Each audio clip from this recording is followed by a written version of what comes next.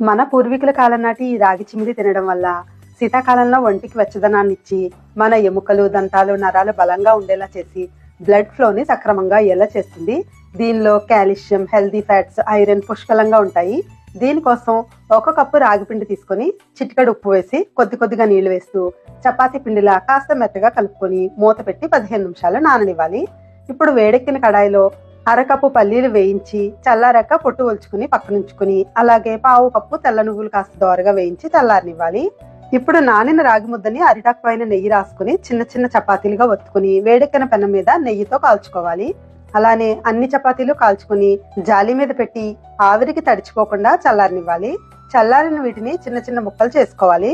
ఇప్పుడు వేటికవి ఒక్కొక్కటిగా మెత్తగా గ్రైండ్ చేసుకుని తీపి కోసం 3/4 కప్పు బెల్లం, కాస్త యాలకుల పొడి వేసి అది కూడా మెత్తగా చేసుకుని ఈ రాగి పొడిలో వేసుకుని కలుపుకొని అలాగే తినేయచ్చు, లేదా ఉండలుగా కూడా చేసుకోవచ్చు. ఎంతో